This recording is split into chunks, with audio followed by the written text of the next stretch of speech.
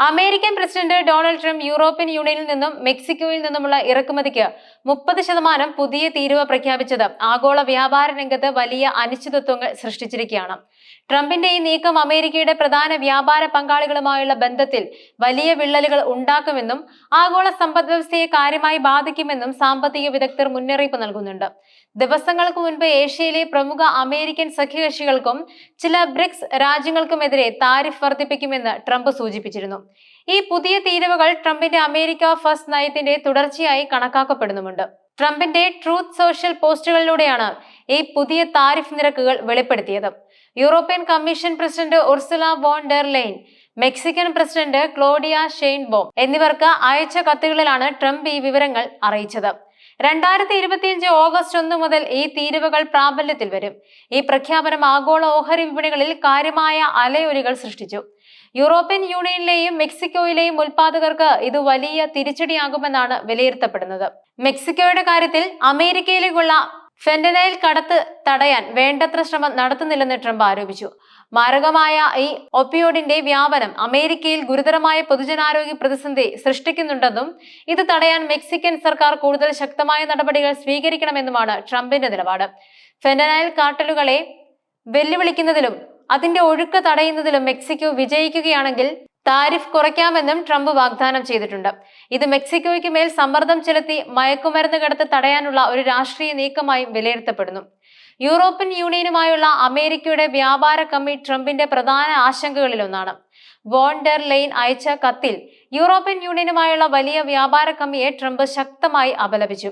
European union നിലവിലുള്ള താരിഫുകൾ ഒഴിവാക്കുകയും American ഉൽപ്പന്നങ്ങൾക്ക് മേലുള്ള വ്യാപാര തടസ്സങ്ങൾ നീക്കുകയും ചെയ്താൽ 30% താരിഫിൽ ക്രമീകരണം വരുത്താമെന്നും ട്രംപ് വാഗ്ദാനം ചെയ്തു. ഈ 30% ലെവികൾ നിലവിലുള്ള സെക്ടറൽ താരിഫുകളിൽ നിന്നും തികച്ചും വ്യത്യസ്തമാണ്. ഉദാഹരണത്തിന് ഈ വർഷം ആദ്യം സ്റ്റീൽ, അലുമിനിയം, കാർ ഇറക്കുമതികൾക്ക് ചുമത്തിയ 25% തീരുവ ഇതിൽ നിന്നും വ്യത്യസ്തമാണ്. ഇത് കൂടുതൽ വിശാലമായ ഇറക്കുമതി ഉൽപ്പന്നങ്ങളെ ബാധിക്കുന്ന ഒന്നാണ്.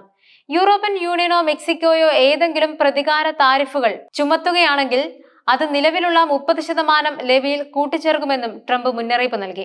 ഇത് വ്യാപാര യുദ്ധത്തിലേക്ക് നയിക്കാനുള്ള സാധ്യത വർദ്ധിപ്പിക്കുന്നു. കൂടാതെ യൂറോപ്യൻ യൂണിയനും മെക്സിക്കോയും അല്ലെങ്കിൽ അവരുടെ ആഭ്യന്തര കമ്പനികളും അമേരിക്കയ്ക്കുള്ളിൽ ഉൽപ്പന്നങ്ങൾ നിർമ്മിക്കാൻ തീരുമാനിച്ചാൽ അമേരിക്കയിലേക്കുള്ള ഇറക്കുമതിക്ക് അതത് താരിഫ് ഒഴിവാക്കാമെന്നും ട്രംപ് പ്രസ്താവിച്ചു.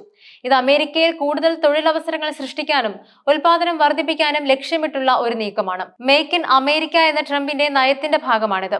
ഇത് വിദേശ കമ്പനികളെ അമേരിക്കയിൽ നിക്ഷേപം നടത്താൻ പ്രേരിപ്പിച്ചേക്കാം, അല്ലെങ്കിൽ അവർക്ക് പുതിയ തീരുവകളുടെ ഭാരം താങ്ങേണ്ടി വരും. അമേരിക്കയിൽ ട്രേഡ് റെപ്രസെന്റേറ്റീവ് ഓഫീസ് അനുസരിച്ച് മെക്സിക്കോയും യൂറോപ്യൻ യൂണിയനും അമേരിക്കയുടെ ഏറ്റവും വലിയ വ്യാപാര പങ്കാളിയാണ്. കഴിഞ്ഞ വർഷം യഥാക്രമം $505 ബില്യൺ 606 ബില്യൺ സാധനങ്ങളാണ് അമേരിക്കയിലേക്ക് കയറ്റുമതി ചെയ്തത്. ഈ കണക്കുകൾ ഈ രാജ്യങ്ങളുമായുള്ള വ്യാപാര ബന്ധത്തിന്റെ വ്യാപ്തിയും പ്രാധാന്യവും വ്യക്തമാക്കുന്നുണ്ട്. വോൺ ഡെർ ലെയ്ൻ ഈ പ്രഖ്യാപനത്തോട് പ്രതികരിച്ചത് ശ്രദ്ധേയമാണ്. ഓഗസ്റ്റ് 1 ഞങ്ങൾ ഒരു കരാറിനായി പ്രവർത്തിക്കുന്നത് തുടരും. അവർ ഒരു എക്സ് പോസ്റ്റിൽ പറഞ്ഞത് അങ്ങനെയായിരുന്നു. ആനുപാതികമായ പ്രതിരോധ നടപടികളുടെ അടിസ്ഥാനത്തിൽ യൂറോപ്യൻ യൂണിയന്റെ താൽപര്യങ്ങൾ സംരക്ഷിക്കാൻ ബ്രസൽസ് തയ്യാറാകുമെന്നും അവർ കൂട്ടിച്ചേർത്തു. ഇതൊരു ചർച്ചയ്ക്ക് ഇപ്പോഴും സാധ്യതയുണ്ടെന്ന് സൂചിപ്പിക്കുന്നു. എന്നാൽ യൂറോപ്യൻ യൂണിയൻ തങ്ങളുടെ താൽപര്യങ്ങൾ സംരക്ഷിക്കാൻ പ്രതികരിക്കാൻ മടിക്കില്ല എന്നും വ്യക്തമാക്കുന്നുണ്ട്. മുൻപും സമാനമായ താരിഫ് തർക്കങ്ങൾ ഉണ്ടായിട്ടുണ്ട്. ഫെബ്രുവരിയിൽ യൂറോപ്യൻ യൂണിയനിൽ നിന്നുള്ള ഇറക്കുമതിക്ക് ട്രംപ് 20% തീരുവ ചുമത്തിയതിനെ തുടർന്ന് ബ്രസൽസ് പ്രതികാര നികുതികൾ ഏർപ്പെടുത്തിയിരുന്നു. വിപണിയിലെ അസ്വസ്ഥതകളെ തുടർന്ന് ട്രംപ് പിന്നീട് മിക്ക താരിഫുകളും 10% നിരക്കിൽ താൽക്കാലികമായി നിർത്തിവെച്ചെങ്കിലും ആ മരവിപ്പിക്കൽ അവസാനിച്ചു.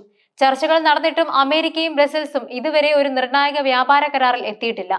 ഇപ്പോഴത്തെ നടപടികൾ യൂറോപ്യൻ യൂണിയൻ അമേരിക്ക ബന്ധത്തെ കൂടുതൽ വഷളാക്കുമെന്ന ആശങ്കയും ഉയർന്നിട്ടുണ്ട്. താരിഫ് തർക്കം യൂറോപ്യൻ യൂണിയൻ അമേരിക്ക ബന്ധത്തെ നന്നാക്കാൻ കഴിയാത്ത വിധം തകർത്തിരിക്കാമെന്നും വോൺ ഡെർ ലെയ്ൻ അഭിപ്രായപ്പെട്ടു. അമേരിക്കയുമായുള്ള ബന്ധം ഒരിക്കലും പഴയതുപോലെ തിരിച്ചു പോകാൻ ഇടയില്ലെന്നും അവർ പറഞ്ഞു. ഇത് യൂറോപ്യൻ യൂണിയന്റെ നിരാശയും ഈ നീക്കങ്ങളുടെ ദീർഘകാല പ്രത്യാഘാതങ്ങളെക്കുറിച്ചുള്ള ആശങ്കയും വ്യക്തമാക്കുന്നു. ഈ പുതിയ താരിഫുകൾ ആഗോള സാമ്പത്തിക മേഖലയിൽ കാര്യമായ സ്വാധീനം ചെലുത്തും. ഉൽപ്പന്നങ്ങളുടെ വില വർദ്ധിക്കുകയും ഉപഭോക്താക്കൾക്ക് കൂടുതൽ പണം മുടക്കേണ്ടിയും വരും. ഇത് ആഗോള വിതരണ ശൃംഖലയെ തടസ്സപ്പെടുത്താനും വ്യാപാര തർക്കങ്ങൾ കൂടുതൽ രൂക്ഷമാക്കാനും സാധ്യതയുണ്ട്. യൂറോപ്യൻ യൂണിയനും മെക്സിക്കോയും പ്രതികാര താരിഫുകൾ ചുമത്തുകയാണെങ്കിൽ ഒരു പൂർണ്ണ വ്യാപാര യുദ്ധത്തിലേക്ക് ഇത് നയിച്ചേക്കാമെന്നും ഇത് ആഗോള സാമ്പത്തിക വളർച്ചയെ പ്രതികൂലമായി ബാധിക്കുകയും ചെയ്യും. കൂടാതെ ഇത് ലോക വ്യാപാര സംഘടനയുടെ നിയമങ്ങളെക്കുറിച്ചുള്ള ചർച്ചകൾക്ക് പുതിയ മാനം നൽകിയേക്കാം. പലപ്പോഴും രാജ്യങ്ങൾ തമ്മിലുള്ള വ്യാപാര തർക്കങ്ങൾ പരിഹരിക്കുന്നതിനുള്ള ഒരു വേദിയായി WTO പ്രവർത്തിക്കുന്നുണ്ട്. എന്നാൽ ചില രാജ്യങ്ങൾ ഏകപക്ഷീയമായ നടപടികൾ സ്വീകരിക്കുന്നത് ഈ സംവിധാനത്തിന്റെ വിശ്വാസ്യതയെ ചോദ്യം ചെയ്യുന്നുണ്ട്. ഈ സാഹചര്യം യൂറോപ്യൻ യൂണിയനും മെക്സിക്കോയും പുതിയ വ്യാപാര പങ്കാളികളെ തേടാൻ പ്രേരിപ്പിച്ചേക്കാം. ചൈനയുമായും മറ്റ് ഏഷ്യൻ രാജ്യങ്ങളുമായുള്ള വ്യാപാര ബന്ധം ശക്തിപ്പെടുത്താൻ യൂറോപ്യൻ യൂണിയൻ ശ്രമിച്ചേക്കാം. മെക്സിക്കോയ്ക്ക് ലാറ്റിൻ അമേരിക്കൻ രാജ്യങ്ങളുമായി കൂടുതൽ വ്യാപാര സഹകരണം തേടാൻ ഇതൊരു അവസരമായേക്കാം. ട്രംപിന്റെ ഈ നീക്കം ആഗോളവൽക്കരണത്തിന്റെ ഭാവിക്ക് മേലുള്ള ചോദ്യങ്ങൾ ഉയർത്തുന്നുണ്ട്. സംരക്ഷണവാദപരമായ നയങ്ങൾ ആഗോള സാമ്പത്തിക സഹകരണത്തെ എങ്ങനെ ബാധിക്കുമെന്നും രാജ്യങ്ങൾ തമ്മിലുള്ള ബന്ധങ്ങളെ ഇത് എത്രത്തോളം മാറ്റുമെന്നും കണ്ടറിയേണ്ടതുണ്ട്.